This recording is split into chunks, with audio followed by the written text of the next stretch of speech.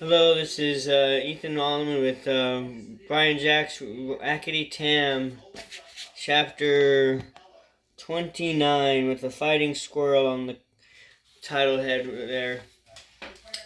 To say that Wild Doogie Plum and Euphis Lightpaw looted the vermin camp would have been a gross understatement. Between them, the islander wolf thief left the place stripped bare to the earth. The happy pair came away decked from ear to tail and from tail tip to snout end, with ornaments and the vermin had left behind in their haste. Earrings, tail rings, paw rings, bracelets, necklaces, belts, slashes were all donned as the two victors criticized and complimented each other. Oh, you should go on to tear away the daft medallion hanging from the tail over there. Sure, ain't why not, pray. I think it makes me look like a grand old savage, so it does. Doofus scoffed. More like a broody duck with half a legged egg hanging out from its tail. Hey, swap yours for their paws and gold sash. You can bind it around your brow. They exchanged the plunder with Euphis winding the sash several times about his middle. He began thrusting knives, hatchets, and curved swords through it until he could hardly bend to pick up another blade from the stack of arms they had found. Bristling with weaponry, they surveyed one another. Euphis grinned proudly. You know, if I had 6 extra sets of paws, I could charge an army with this little lot. I'd put an axe in the front of me belt, and if I was you, mate, 'cause you fell backwards, you chop your tail off. Doogie took his friend's advice. Oh, mayhaps you're right. That's fine. We dagger you've got stowed in your belt. What, do you trade it for this axe of mine? The boldly wasted no time responding. Sure, 'tis a pretty blade, all right. Tell you what, I'll exchange it for that big old knife of yours, Doogie. The Hannah's paws shot to his dirk hilt. You do nothing, no such thing, you rascal. That was my father's dirk and his father's before him. 'Tis a pity the vermin never left any little victuals laying around. I'm peckish. Euphis wrinkled his nose in disgust. I'm famished myself, but I wouldn't be found dead eating all the tripe and offal those hooligans feed on. Come on, mate, let's go and see if we can search for a gobful of some decent rations. Here, lend a paw with me drum, will you? 'Tis too big for one beast to be dragging around. Doogie was swift to point out the error of his companion's ways. Well, now, hold a tick, thief. There's no your drum. By rights, the drum belongs to me beasties of the Redwall Abbey. The hares were bringing it to a gift to them. The water vole shot out as a chin defiantly. Finders, keepers, losers, weepers, that's what my old mammy always said. Doogie was always just as translucent as Rufus in his reply. What did she now? Well, tell your old mammy. Must have been a worse robber than you are, my friend. Spreading out his hands, Rufus performed a little dance. Now listen to me, the old branch bouncer. Don't you dare talk about my darling mammy like that, or I'll lay you out flat as a flute. The Highlander adopted a boxing stance. Oh, will you now? Come on, you fat tatty furred water walloper. Let's see if you can try it. I'll knock your block off. Euphis started toward Doogie, but owing to all the armament he was carrying, he stumbled and fell forward, striking his nose on the Highlander's clenched paw. Euphis sat down hard, but instantly shot upright, holding his nose and rear end at the same time. Immediately, Doogie was concerned for him. Oh, I'm sorry, mate. 'Twas an accident. You all right? Far from being all right, Euphis was a picture of outraged dignity, but he wasted no time letting the squirrel know about it. Oh, you miserable brush-tailed sly beast, striking a defenseless beast like that. Oh, hear me, thinking we were friends, you dirty old turncoat. Doogie could not help laughing. Defenseless? You're carrying enough weapons for one regiment. Ouch, come now, matey, will no bad hurt. It wasn't bad hurt. Euphis knew the scroll was right, but he had a good soak nevertheless. Look at me, will you? My nose is swelling like a summer sunset. You you ruined my destroyed my handsome young face, and me neither region is slashed to blazes. Dewey inspected his comrade's post wounds. Nigh such thing, laddie, there's not a rot with your snout, and for your bottom, you nicked it on a curved sword at the back of your sash. Ah, 'tis only a wee scratch, you'll live. Let's shake paws and be friends. Euphis half stretched out his paw towards Doogie. Then you'll help me with me drum? Doogie withdraw his pun. Ain't no helping a robbing thief to carry off stolen property. 'Tis my principles. Drum be our property now, fancy beast yar. They both turned and seen 6 creatures that had been watching them. 2 ferrets, a weasel, and 3 rats. They were an unsavory looking gang, guards in assorted rags and pieces of foliage. Each one was armed with a club and a long flint-tipped spear. Their leader, Weasel, prodded Rufus with his spear point, grinning wickedly through his snagged yellow teeth. Throw down those nice fancy weapons or we kill ye. Doogie winked at Euphis, unbuckled their arms. Aich, let's play along with this scurfy frog fighter for a wee while. Maybe we'll get fed, huh? Unable to understand the Highlander's thick northern version, the weasel snarled at Euphis. What's he been talking about? Before replying, Euphis murmured to Doogie, aye, and they might have some loot stowed back in their den. Let's play along with this old eat-it meat. The water vole turned to the weasel, pretending to be terrified. Oh, now, you won't hurt us, sir. We're just poor travelers, harmless under the pairs of butterflies. That's us, so go easy. The weasel took Euphis' new sash, cackling to his cronies. Go easy, huh? Go easy, sure enough. The others dived on Euphis and Doogie's loot, fighting and scrambling. The weasel kicked and bit at them, loaded most of their gear onto 2 of the rats. Carry this, me say, who gets what? Bring fancy beasts along. The pair allowed themselves to be prodded and pushed through the undergrowth by the vermin. Doogie tried to keep his violent temper in check, whispering to Euphis, if your wee rat keeps tickling me tail with his spear, he'll be wearing it as a nose ornament for he's much older. We're a name of fur and they taken us. The Euphis noted the direction in which they were traveling. I never fret, me old tater. I think we've found me old neighborhood. If I get the chance, I'll take you to my neat little home. You can visit with me darling wife, Diggity. Ouch! Will you be careful with that cold spear, sir? Me backside's smart enough as it is. They were over half a day's march through the wood and Finland until they began following the stream bank to the southwards. Euphis smiled. I sure wasn't I only right, Doogie. Plum, we're almost back to me old patch. Seasons be praised for those fine vermin carrying all of our stuff, toting the big heavy drum of mine for us.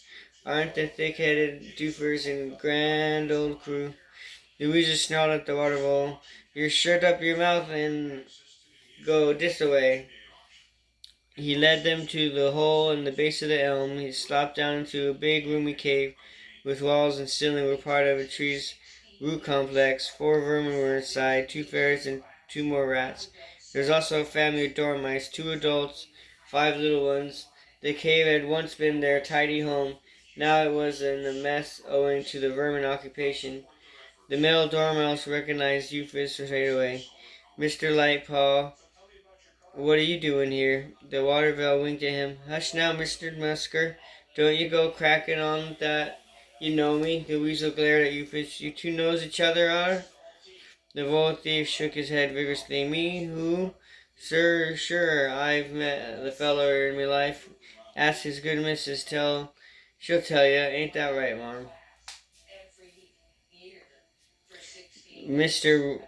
Musker's wife, Lupinia, was stirring a cauldron of stew over a fire. She winked at Euphis, showing the far quicker on the uptank than her husband.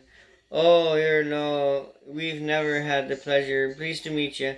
I'm sure I'm Lupia Musker. That's my husband, Musker. And these are our young'uns, Pitak, Gritty, Wurtle, Burnin, and Beacack.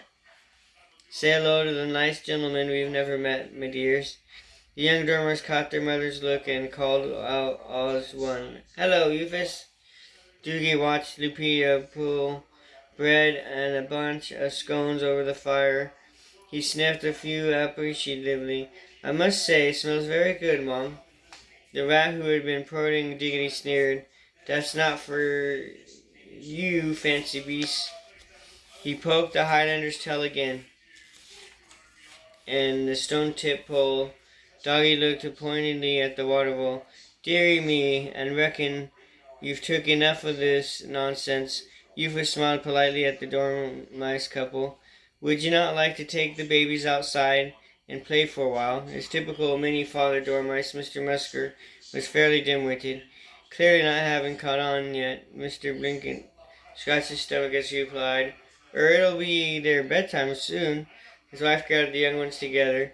Do as the good beast says, dear. Let's take them outside into the fresh air for a bit. The sly kick to her husband's paw set things right. Oh, outside, yes, why not? Still some daylight left. The weasel nodded toward the food. What about those victuals, eh? Euphis reassured him fawningly. Oh, don't get your tail in a knot, sir. You will serve. Sure, we'll serve you. Won't we, mate? Doogie grinned widely and caught the wagger. You can wager your bad teeth on that, my friend. We'll serve you sure enough. The water vole chuckled. He says he's highly delighted to be serving you, sir. 'Twill be a meal like you've never had before, so sit yourselves down now. Lupita and her husband sat watching their young'uns by the stream bank. The young dormice were making small twig boats with leaves for sails and floating them on the water. Mr. Musker expressed his confusion and happiness with everything. 'Tis bad enough being threatened and overrun by vermin, but when you're put out of your own home to play with young'uns, well, that really is the limit. By the time we're allowed back inside, those vermin brutes would have eaten all the food. There's little enough left as it is. To cap it all, that rascal Lightpaw invites himself and a friend around from the dinner, but we got a family to think of, so I got to put up with all that. What are we going to do, Lupita? His wife replied soothingly, Don't worry, dear. I'm sure everything will work out all right. The conversation interrupted by the sounds of uproar from within their home. The Muskar leapt out in alarm. Oh, goodness gracious, what's all this about?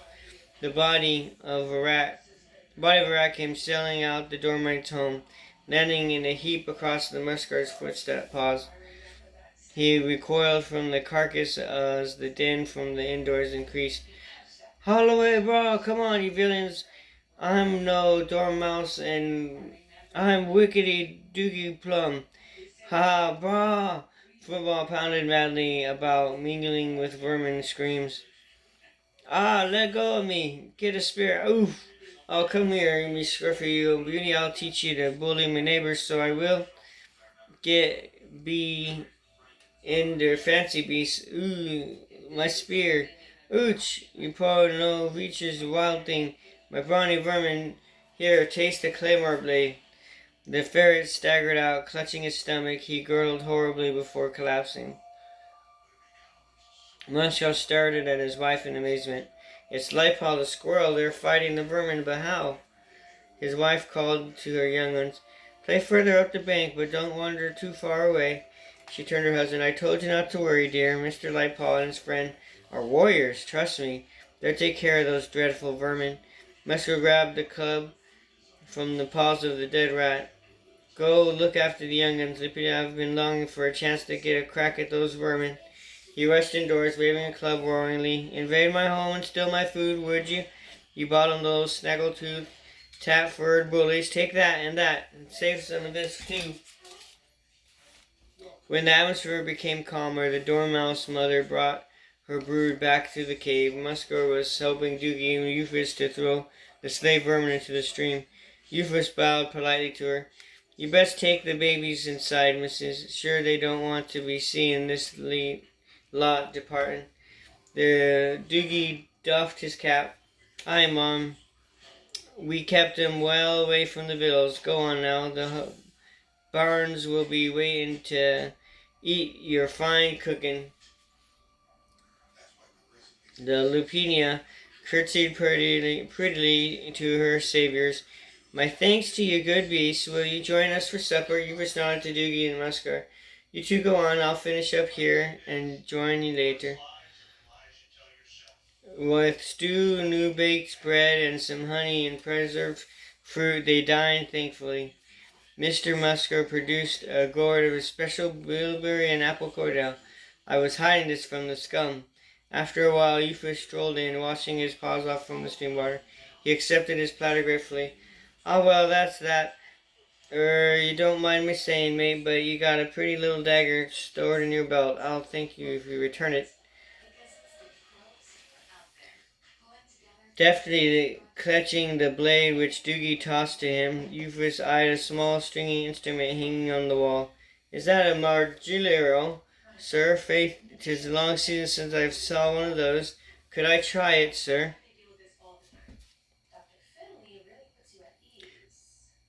Mr. Musker took it down. Be my guest. The water vore twiggled, and the tiny carved pegs turned it until it was satisfied with the tone. He winked at the young Moskars. Shall I give it a bit of an old song? The little dormice nodded eagerly. Euphus took a swig of Moskar's special cordial, strumming a chord. Right then, this is an old ditty me grandpa used to sing. I wrote it myself this morning. He launched straight into the lively air. There's some likes the sporting and throwing the ball,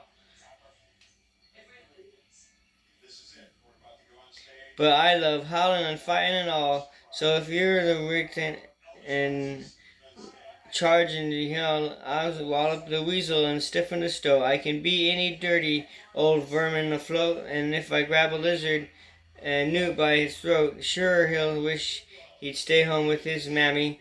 But I fought with a ferret and rousted a rat. I've biffed a big fox, and I've laid him down flat. I've as tough and ferocious as any wild cat. Mind your manners, with Euphus comes yelling. Oh, morning I strolled and alone by the lake, and spied a great serpent whose name was McSnake. I seized hold of his tail and gave him such a shake, the adder became a subtractor. If there's ever a chance of a row or a fight, but I'll battle there all day and long into the night. I'll put all those vermin to flight when those proved I'm home for the dinner. I've got home last night, Mommy did say. Have you been scrapping the lifelong day? She spanked my young tail in her old-fashioned way and sent me off to bed with no supper. Alright, see you guys in the next video. Please like and subscribe.